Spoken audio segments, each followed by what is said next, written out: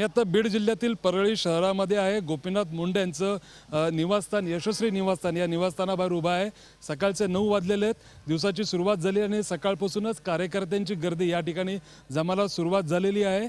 एक दिवस एक नेता या कार्यक्रमांतर्गत गोपीनाथ मुंडे या प्रचाराच्या काळामध्ये नक्की कशा प्रकारे प्रचार करतात, कशा प्रकारे त्यांचा दिनक्रम असतो ते आम्ही तुम्हाला दाखवण्याचा प्रयत्न करणार आहोत।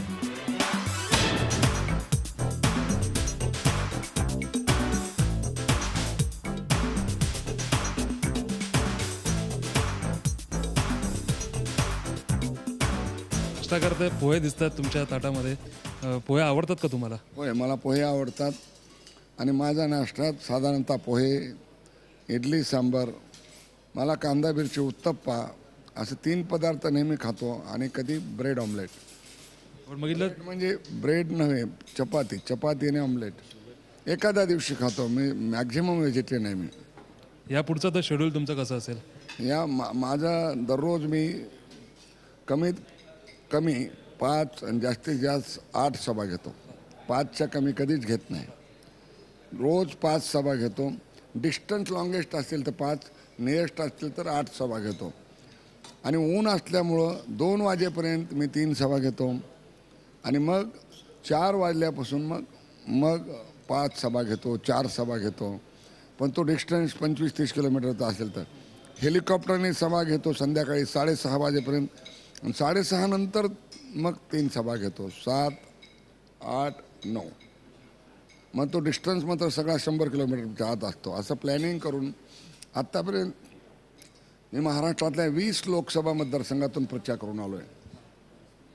म्हणजे विदर्भामध्ये अमरावती, अकोला, त्याच्यानंतर बुलढाणा, तिकडे मात्र कोल्हापूर, इचलकरंजी, सांगली, हातकणंगले, बारामती आणि माढा, पुणेची सीट सोडता सगळ्या सीटवर मी जाऊन आलेलो आहे आत्ता। आणि मुंबईच्या सगळ्या सीटवर किंवा शेवटच्या टप्प्यातल्या सर्व सीटवर माझं 17ला कॅम्पेन संपतं आहे। साधारणतः मी 48 पैकी 40 ते 42 लोकसभा मतदारसंघात कॅम्पेन करणारा मला वाटतं मी एकमेव नेता असेल की इतक्या कॅम्पेनला मी जातो। शिवसेनेच्या सगळ्या मतदारसंघात जातो आहे। आता 17 तारखेला जे इलेक्शन्स आहेत त्याच्यामध्ये मी आता लातूर, उस्मानाबाद, नांदेड, परभणी, औरंगाबाद आणि जालना ह्या सीटवर प्रचाराला जाणार आहे। रोज एवढ्या सभा होतात, मात्र आजचा दिवस जरा कमी दगदगीचा आहे का? कारण तुम्ही आज परळीमध्येच फिरणार आहात, काय सांगाल? माझा मतदारसंघ आहे त्यामुळं आज राजनाथ सिंगची सभा आहे, त्यानंतर रात्री धारूरला माझी सभा आहे। आज 2च सभा आहेत, पण मी इथून धारूरपर्यंत जाणार, प्रत्येक गावाला भेट देणार आहे, सभा नाही, विजिट। त्यामध्ये रोजचा दगदगीचा दिवस हा गोपीनाथ मुंडेंचा असतोच, मात्र आज दिवसभरात ते परळी या विधानसभा मतदारसंघात फिरणार आहेत। तुलनेत एकाच भागामध्ये फिरायचं असल्यामुळे दगदग मात्र तेवढीच आहे, मात्र त्यांना प्रचार सभा असतील किंवा दौरे असतील ते फक्त याच भागात करावे लागणार आहेत। दगदग गेल्या काही दिवसांच्या तुलनेत आज मात्र काहीशी कमी आहे असंच म्हणावं लागेल।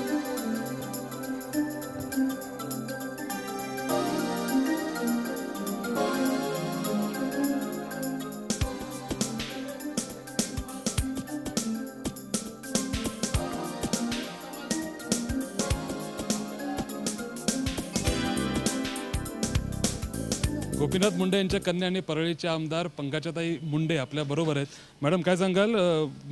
गोपीनाथ मुंडे यांना प्रचारासाठी बीड बरोबर बाहेर पण जावं लागतं, सगळ्या जिल्ह्यामध्ये प्रचाराचं शिवधनुष्य तुम्ही झेललं आहे असं सगळीकडे सांगितलं आहे, काय सांगाल? कशा पद्धतीने प्रचार तुम्ही करत आहात? प्रचार खूप चांगला चालू आहे आमचा, जोरात चालू आहे। माझा आवाज ऐकून तुम्हाला कळत असेल की आम्ही जवळपास रोज 25 छोट्या कॉर्नर बैठका आणि सभा मिळून 25 ठिकाणी भाषणं करतो। 25 ठिकाणी आम्ही जातो, 25 वेगवेगळ्या गावांमध्ये जातो, असा आम्ही मिनिमम एवढा प्रचार करतो। आणि मुंडे साहेब फार कमी जिल्ह्यामध्ये येत आहेत, ते असे कुठून लातूरला, नांदेडला लँड झाले तर मग जिल्ह्यामध्ये जवळ येऊन मग काही गाठीबिठी वगैरे करतायत आणि मोठ्या प्रमुख सभा करतायत। बाकी प्रचाराची यंत्रणा सर्व आम्ही कार्यकर्त्यांनी सांभाळलेली आहे। मुंडे साहेबांना महाराष्ट्रासाठी मोकळं सोडलेलं आहे आणि आता मी फक्त 2 दिवस रजा घेऊन बारामतीला जाणार आहे आमच्या जानकरांच्या प्रचारासाठी। बाकी आमचं चांगलं चाललंय। 2009 सालची परिस्थिती आणि आताची परिस्थिती काहीशी वेगळी आहे, काही नेते आत बाहेर गेलेले आहेत, त्याच्यामुळे थोडंसं प्रचाराकडे जास्त लक्ष तुम्हाला द्यावं लागतं, काय सांगाल? हे पण नेते गेलेले आहेत, जनता आहे तिथेच आहे. ते जे नेते होते ते जनतेच्या पाठिंब्यावर आले होते आणि मुंडे साहेबांना जनतेचा पाठिंबा होता म्हणून इनडायरेक्टली त्या नेत्यांना तो मिळालेला होता. आज त्या नेते गेल्याने आमची ताकद उलट कमी झाल्यापेक्षा वाढली आहे, कारण त्यांच्यामुळे नाराज असलेली जी लोकं होती, जी आमच्यापर्यंत पोचत नव्हती, ती आमच्यापर्यंत पोचलेली आहे. त्यामुळे आमची शक्ती उलट वाढलेली आहे, हे या मतदानातून सिद्ध होईल.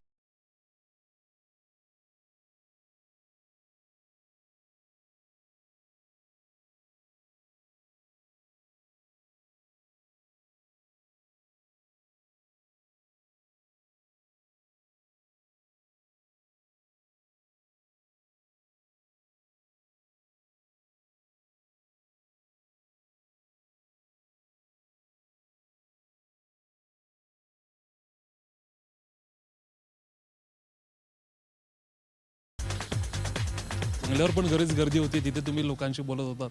आता इकडे आलात, थोडा वेळ वाया गेला असं वाटतं का तुम्हाला? नाही, उलट मला संपर्क करता आला लोकांना, त्यांच्याशी गप्पा मारता आल्या. मी निवडणुकीनंतर माझ्या मतदारसंघात येऊन काही गप्पा मारल्या नाही कोणाशी. मी कॅम्पेनला बाहेरच होतो, त्यामुळे लोकांशी भेट आणि संवाद, त्यांची भेट झाली, तेवढा आनंद झाला. त्यामुळं असं केल्याने उलट लोकांशी मला गप्पा मारता आल्या फुरसतीनं. परळीमध्ये ऊन खूप लागतं, म्हणजे इथे उन्हाचा त्रास खूपच होतो. म्हणजे आता उन्हाळा जसा पुढे पुढे सरकतोय, आज जरा काहीशी हवा बदलल्यासारखी वाटते का? राजनाथ सिंग येणार म्हणून असं काही झालंय? देशाचीच हवा बदलली आणि इथली तर फारच बदलली आहे. त्यामुळे इथं काही म्हणजे प्रॉब्लेम नाही. देशात हवा चांगली. हे मला वाटतं मोदीची हवा आहे. ही सगळी जी दिसते मोदीची लाट आहे. मोदीचं आता हवेत रूपांतर झालं ना, हवेचं लाट आहेत आणि लाटीचं आता या शेवटच्या निवडणुकीच्या आधीच सुनामीत रूपांतर होणार आहे. आणि काँग्रेस किंवा हे पक्ष ही सुनामी जी आहे त्यात वाहून जातील. पवारांना वारंवार बीडमध्ये यावं लागतं, गेल्या काही दिवसात बघायला मिळतंय. मुंडेंचा काय दबदबा आहे का? मुंडे जोरदार प्रचार करतात म्हणून पवारांना सारखं लक्ष घालावं लागतं, काय सांगाल? कारण त्यांच्याजवळ कोणी प्रचाराला माणूसच नाही. कारण पवार नाही आले तर लोकच सभेला जमत नाही. बीड जिल्ह्यात असं कोणताही नेता राष्ट्रवादी नाही की त्यांच्या सभेला लोक येतील. बीड जिल्ह्यात कोणताही राष्ट्रवादीचा नेता नाही की म्हणजे माझा मुकाबला करू शकेल.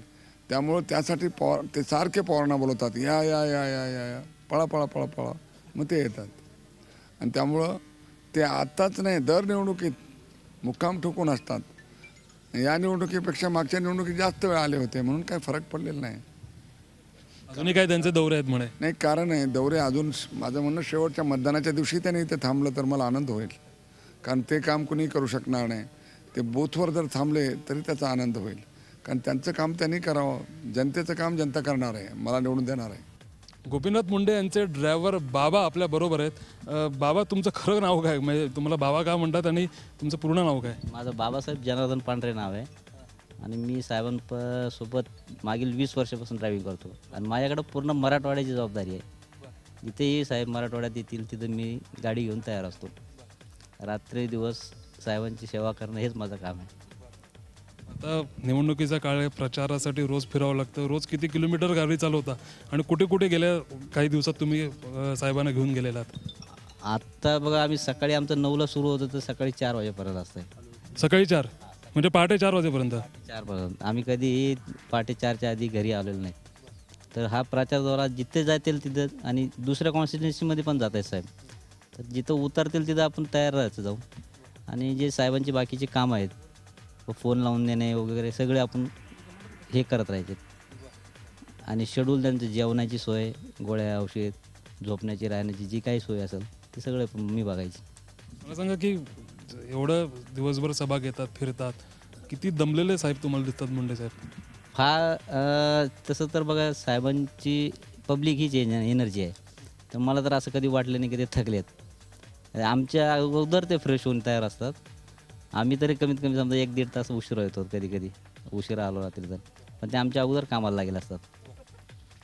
वरती मिटिंगा वगैरे सगळे घरात. बाकी कधी मला असं वाटलं नाही की साहेब थकलेले आहेत.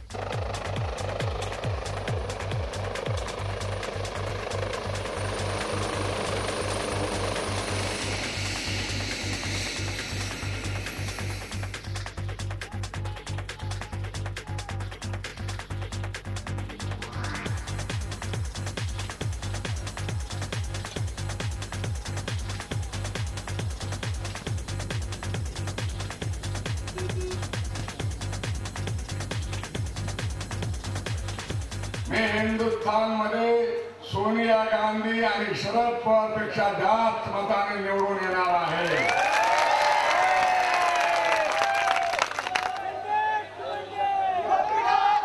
तुम्हाला एक इतिहास घडवायचा आहे, इतिहास घडवायचा आहे. घडवणार ना? अरे जा लकलात तुम्हाला मोठे व्हा, पण निदान दुसऱ्याचे जोडे तरी उचलू नका. काहीतरी लाज ठेवा, लाज. मी मोडेन पण वाकणार नाही, मरेन पण झुकणार नाही, लक्षात ठेवा.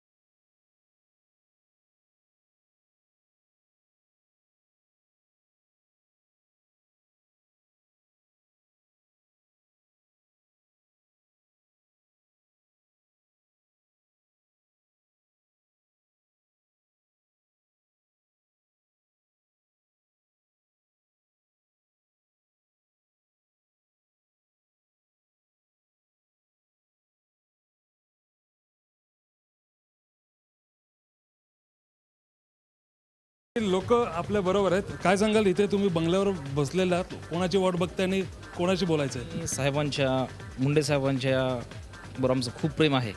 मी परळी मतदारसंघातलाच गिरोली गावचा कार्यकर्ता आहे. मी एक दलित समाजाचा कार्यकर्ता आहे. तसं आमचे नेते बाबूरावजी पोटभरे आहेत. तर बाबूराव पोटभरे साहेबांवर आम्ही जेवढं प्रेम करतात तेवढंच प्रेम आम्ही मुंडे साहेबांवर करतात. त्यासाठी आम्ही इथं आलेले आहेत. तुम्ही काही कार्यकर्ते आपल्या बरोबर आहेत. तुम्ही इथे बसलेला आहात, कोणाला भेटायला आलेले आहात की आणि काय तुम्हाला बोलायचं त्यांच्याशी? मुंडे साहेबांना फक्त भेटण्याची इच्छा आहे म्हणून आलो, बाकी काय नाही. काय त्यांच्याकडे कशा करता भेट घेणार आहात, काय म्हणणार आहात त्यांना? फक्त प्रेम असतं, जे की मुस्लिम समाज असो किंवा आणखीन कोणताही समाज असो. लोक म्हणतात की जातीवाद करतात, परंतु तसं काय नाही त्यांच्या मनामध्ये. तुम्ही काय सांगाल, तुम्ही कुठून आलात? मी परळी तालुका शिवसंग्राम संघटनेचा तालुका अध्यक्ष आहे. आमदार मेटेसाहेब आजच्या राजनाथ सिंग जे भारतीय जनता पार्टीचे अध्यक्ष आहेत देशाचे, ते या ठिकाणी आदरणीय सन्माननीय मुंडे साहेबांच्या प्रचाराच्या निमित्तानं ते या ठिकाणी आले होते. त्यांच्या निमित्त संस्थापक अध्यक्ष शिवसंग्रामचे आमदार मेटेसाहेब या ठिकाणी आलेत, त्यांच्यासोबत मी आलेलो आहे. आणि गोपीनाथरावजी मुंडे साहेबांना प्रचंड मताधिक्याने या मतदारसंघातून कशी लीड देता येईल या पद्धतीने आम्ही सर्वजण या ठिकाणी प्रयत्न करत आहोत. मुंडे साहेबांना भेटायचं, काय त्यांच्याकडे मागणं आहे, त्यांच्यासाठी त्यांना का भेटण्यासाठी आलात? मी चाकरवाडी गावचा सरपंच आहे आणि मेटे साहेबांचा कार्यकर्ता आहे. तर त्यांच्याबरोबर आलेलो आहे आणि मुंडे साहेबांचं जे विकासाभिमुख नेतृत्व आहे त्यामुळे मी भेटण्याची इच्छा आहे त्यांना. बीड जिल्ह्यातील जिल्हा परिषद सदस्यांबरोबर मुंडेंनी मिटिंग घेतली, त्यांना काही सूचना केल्या. ते सदस्य आपल्या बरोबर आहेत. मिटिंग झाली साहेबांबरोबर, किती मिनिटं मिटिंग झाली आणि काय काय त्याच्यात चर्चा झाली, काय सांगितलं? मीटिंगमध्ये आता त्यांनी सांगितलं तुम्ही सर्कलमध्ये काय काय कामं केलेत आणि ते तुम्ही पटवून सांगणं लोकांना जरूरच आहे. आणि मी काय येऊ शकत नाही प्रत्येक गावामध्ये. ज्याप्रमाणे तुम्ही जिल्हा परिषदला जितक्या मेहनतीने मतदारापर्यंत गेलात त्याच मेहनतीने तुम्ही करा. आणि किती लीड देणार तर आम्ही सांगितलं, आम्हाला जे मिळले त्याच्यापेक्षाही आम्ही की तुम्हाला 500,000ची लीड आम्ही. आणि लोकांची भावना तुमच्याकडं बघून चांगली आहे आणि एक जिल्ह्याचं नेतृत्व चांगलं असल्यामुळं आमच्यापेक्षा त्यांना जास्त मताची लीड मिळणार, त्याबद्दल शंका नाही. बीड जिल्ह्यामध्ये प्रत्येक ठिकाणी गोपीनाथ मुंडे पोचू शकत नाही, त्याचा फटका त्यांना बसू शकतो का? नाही, कार्यकर्ते आहेत ना खाली. प्रत्येक कार्यकर्ता प्रत्येक त्याच्या दारात जाऊन सांगू शकतो ना की हा नेता वेगळा आहे, जनतेचा हित करणारा नेता आहे. आणि यांनी आत्तापर्यंत जे वैद्यनाथ कारखाना असो की कालच्या गारपीटामधली गोष्ट आहे, ज्यावेळेस गारपीट झाली त्यावेळेस आत्ताचे जे आमचे विरोधी उमेदवार आहेत ते पुनर्वसन आणि आपत्तीग्रस्त मंत्री त्यांनी प्रत्येक ठिकाणी जाऊन भेट द्यायला पाहिजे होती, की डोळे पुसायला पाहिजे होते शेतकऱ्याचे. कारण शेतकऱ्याचा प्रश्न असा झाला, कालच्या गारपिटीमध्ये कडबा काळा झाला, ज्वारी काळी ही झाली, भिजली, हरभरा भिजलं, गहू भिजला, उसाला ही झाला. अशा परिस्थितीमध्ये तिकडं उत्तराखंडमध्ये हे हेलिकॉप्टरने गेले म्हणजे या राज्यातला मंत्री राज्यमंत्री उत्तराखंडमध्ये जातो तिकडे लोकांचं हे करायला, आणि इकडं मध्ये गारपीट झाली तर त्यांनी लक्ष दिलं नाही. त्यामुळे साहेबांनी गारपीट झाली दुसऱ्या दिवशी सगळ्या जिल्ह्यामध्ये दौरा केला, सगळ्याला कार्यकर्त्याला सांगितलं, आम्हाला सगळ्याला सांगितलं की गारपिटीचं एकही गाव सुटलं नाही पाहिजे अन्यायाच्यावर. मग आम्ही मोर्चे, आंदोलनं, घेराव हे ते करून लोकांना जितकं अजून काही लोकांना भरपूर मदत मिळाली नाही. ही छोटी मदत दिली ही काही लोकांचं हे होत नाही, कारण अन्न आणि कडबा दोन्ही गोष्टी नाहीत. त्यामुळे लोकांचा एक राजा म्हणून जे बघण्याचा दृष्टिकोन असतो ते मुंडे साहेबांकडे असल्यामुळं लोक त्यांच्यावर खुश आहेत.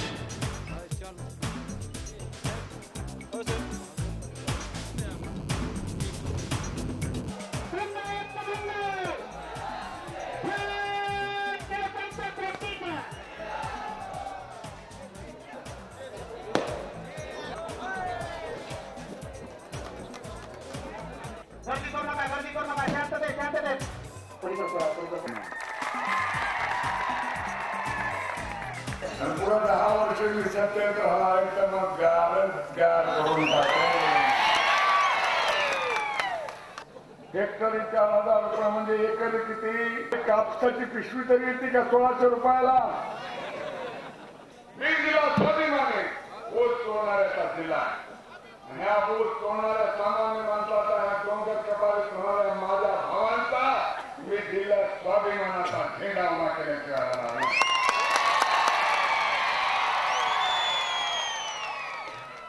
मला विक्रमी मताने विजयी करा. जय हिंद, जय महाराष्ट्र. सकाळी 11 वाजता परळी गावातून सुरू झालेला गोपीनाथ मुंडे यांचा प्रचार निवडणुकीच्या नियमानुसार रात्री 10 वाजता या धारूर गावामध्ये संपला. मात्र असं असलं तरी रात्री उशिरापर्यंत गोपीनाथ मुंडे यांच्या बैठका, कार्यकर्त्यांची संवाद हा असाच सुरू राहणार आहे. व्हिडिओ जर्नलिस्ट फवाद दळवीसह अमित जोशी, झी मीडिया, धारूर, बीड जिल्हा.